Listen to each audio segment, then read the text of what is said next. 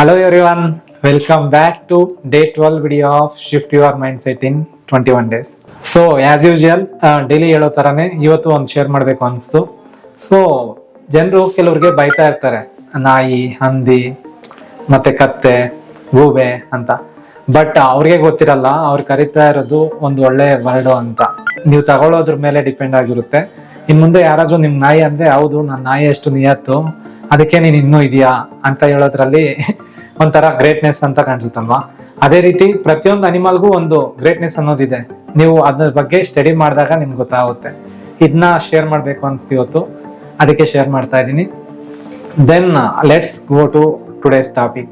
ಇವತ್ತಿನ ಟಾಪಿಕ್ ಬರೋದಾದ್ರೆ, how to view positiveness in every situation, ಅಥವಾ ಎವ್ರಿ ನೆಗೆಟಿವ್ ನ ಪಾಸಿಟಿವ್ ಆಗಿ ಯಾವ ತರ ನೋಡ್ಬೋದು ಅನ್ನೋದ್ರ ಬಗ್ಗೆ ಇವತ್ತಿನ ಟಾಪಿಕ್ ತಗೊಂಡಿದ್ದೀನಿ.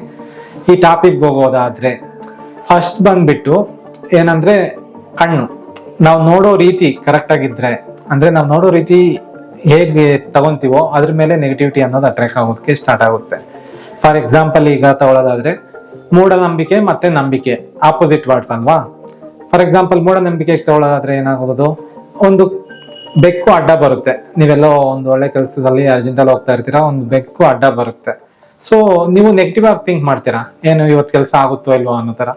ಅದ್ರ ಬದಲು ಆ ಬೆಕ್ಕು ಒಂದು ದೇವತೆಯ ವಾಹನ. ಆಕ್ಚುಲಿ ನೀವು ಕ್ಲೀನ್ ಆಗಿ ಚೆಕ್ ಮಾಡೋದಾದ್ರೆ, ಸೊ ದೇವರೇ ಅಡ್ಡ ಬಂದಿದ್ದಾರೆ, ನನಗೆ ಇವತ್ತು ಒಳ್ಳೇದಾಗುತ್ತೆ ಅಂತ ಮೂವ್ ಆದಾಗ ಅದ್ರ ರಿಸಲ್ಟ್ಸ್ 100% ಪಾಸಿಟಿವ್ ಆಗೇ ಬರುತ್ತೆ.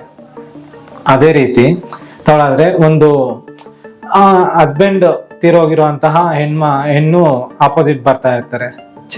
ಇವ್ರು ಅಡ್ಡ ಬಂದ್ರಪ್ಪ, ಇವತ್ತು ಕೆಲಸನೇ ಆಗ್ಲಿಲ್ಲ ಅನ್ನೋ ಬದಲು ಇವರು ಗ್ರೇಟು, ಆಕ್ಚುಲಿ ಹೆಣ್ಣಾಗಿದ್ದು ಚಿಕ್ಕ ವಯಸ್ಸಲ್ಲೇ ಅವರ ಹಸ್ಬೆಂಡ್ ತೀರೋಗಿದ್ರು ಅವ್ರ ಮಕ್ಕಳನ್ನ ಬೆಳೆಸ್ಕೊಂತ ಮತ್ತೆ ಒಂದು ಮನೆ ಕಟ್ತಿದ್ದಾರೆ, ಅಥವಾ ಒಂದು ಒಳ್ಳೆ ಕೆಲಸ ಮಾಡ್ತಿದ್ದಾರೆ, ಗ್ರೇಟ್ ಅಂತ ಫೀಲ್ ಮಾಡ್ಕೊಂಡೋಗಿ ಅವ್ರ ಬ್ಲೆಸ್ಸಿಂಗ್ ನಿಮ್ಗೆ ಮಾತಾಡಿದ್ರು ಆಟೋಮೆಟಿಕ್ ಬರುತ್ತೆ.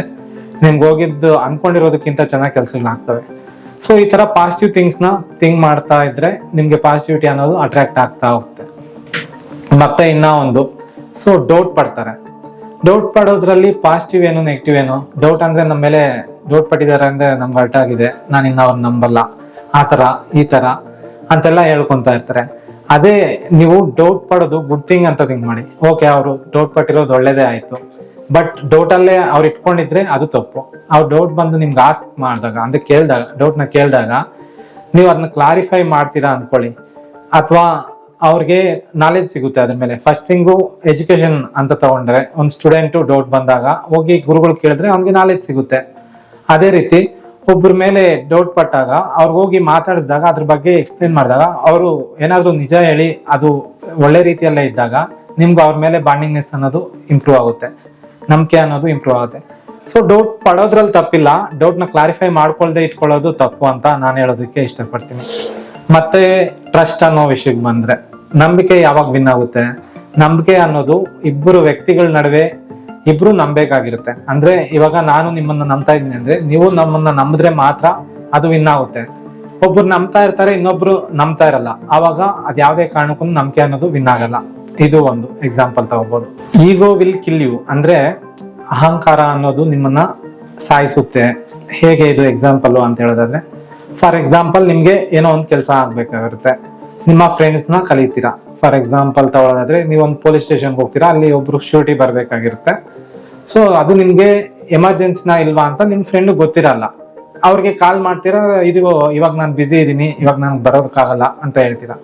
ಸೊ ಇವ್ ನಾನು ಎಮರ್ಜೆನ್ಸಿಯಲ್ಲಿ ಕರೆದ್ರೆ ಬರ್ದಿಲ್ಲ ಅಂತ ಹರ್ಟ್ ಆಗೋದ್ರ ಬದಲು ಅವ್ರಿಗೆ ನಿಮ್ಮ ಸಿಚುವೇಶನ್ ನ ಕರೆಕ್ಟ್ ಆಗಿ ಎಕ್ಸ್ಪ್ಲೇನ್ ಮಾಡಿ, ಈಗ ಇಂಥ ಪ್ರಾಬ್ಲಮ್ ಅಲ್ಲಿ ಇದೀನಿ, ಇದು ಈಗ ನೀನ್ ಬರ್ದೇ ಇದ್ರೆ ಈ ತರ ಸಿಚುವೇಶನ್ ಅಲ್ಲಿ ನನಗೆ ಈ ತರ ಕಷ್ಟ ಆಗುತ್ತೆ ಅಂತ ಅವ್ರಿಗೆ ಎಕ್ಸ್ಪ್ಲೈನ್ ಮಾಡಿದಾಗ, ಆಲ್ಮೋಸ್ಟ್ ಹ್ಯೂಮನ್ ಬೀಯಿಂಗ್ಸ್ ಅನ್ನೋದು ಒಂದು ಒಳ್ಳೆ ಥಿಂಗ್ ಅನ್ನೋದು ಇರುತ್ತೆ, ಅವ್ರು ಅರ್ಥ ಮಾಡ್ಕೊಂಡು ಬರೋ ಚಾನ್ಸಸ್ ಜಾಸ್ತಿ ಇರುತ್ತೆ.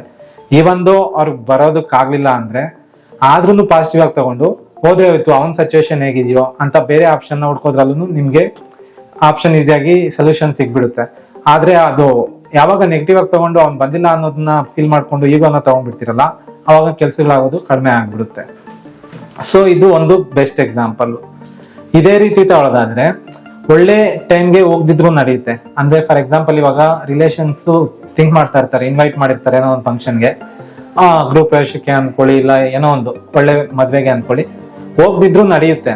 ಬಟ್ ಆರ್ಟ್ಫುಲ್ ಆಗಿ ನೀವು ಅವ್ರು ಒಳ್ಳೇದಾಗ್ಲಿ ಅಂತ ಅಂದ್ಕೊಂಡ್ರೆ ಸಾಕು. ಅದೇ ಅವ್ರ ಕೆಟ್ಟ ಸಮಯದಲ್ಲಿ ಹೋಗ್ಲೇಬೇಕಂತೆ.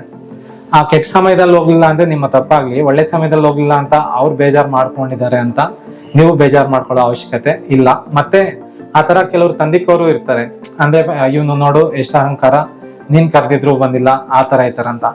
ಆತರ ಫೀಲ್ ಮಾಡೋ ಬದಲು ಅವನು ಕ್ಯಾರೆಕ್ಟರ್ ಏನು ಅಂತ ಒಂದ್ಸಲ ಥಿಂಕ್ ಮಾಡಿದ್ರೆ ನಿಮ್ಗೆ ಅವ್ರ ಬಗ್ಗೆ ಗೊತ್ತಿರುತ್ತೆ. ಯಾರೇ ಎಷ್ಟೇ ಹೇಳಿದ್ರು ನೀವು ತಲೆ ಕೆಡಿಸ್ಕೊಳ್ಳೋ ಅವಶ್ಯಕತೆ ಇರಲ್ಲ. Last but not the least, ಒಂದು ವ್ಯೂ ಯಾವ ತರ ಇರ್ಬೇಕು, ಮತ್ತೆ ಯಾವ್ಯಾವ ತರ ವ್ಯೂ ಮಾಡ್ತಾರೆ ಜನ, ಒಂದನ್ನ ಯಾವ ತರ ನೋಡ್ತಾರೆ ಅನ್ನೋದ್ರ ಬಗ್ಗೆ ಹೇಳೋದಾದ್ರೆ ಒಂದ್ ವರ್ಡ್ ತಗೊಂತೀನಿ, ಸಾಯಿ. ಸಾಯಿ ಅಂದ್ರೆ ಏನು, ಕನ್ನಡದಲ್ಲಿ ನಾರ್ಮಲ್ ಆಗಿ ಸತ್ತೋಗು ಅಥವಾ ಗೋ ಟು ಹೆಲ್ ಅಂತಾರಲ್ಲ, ಆ ತರ ಅಂತ ಥಿಂಕ್ ಮಾಡ್ಬೋದು ನೆಗೆಟಿವ್ ಆಗಿ. ಅದೇ ಸಾಯಿನ ಪಾಸಿಟಿವ್ ಆಗಿ ಯಾವ ತರ ತರ್ಬೋದು, ಒಂದು ಗಾಡ್ನ ತಿಳ್ಕೊಬಹುದು, ಸಾಯಿ ಬಾಬಾ ದೇವ್ರು ಅಂತಾನು ತಿಳ್ಕೊಬಹುದು. ಅದೇ ಒಂದ್ ಸಾಯಿನ ರಿವರ್ಸ್ ಮಾಡಿದ್ರೆ IAS ಅಂತ ಬರುತ್ತೆ ನೋಡಿ, ಅಂದ್ರೆ ಇಂಡಿಯನ್ ಅಡ್ಮಿನಿಸ್ಟ್ರೇಟಿವ್ ಸರ್ವಿಸ್ ಅಂತ.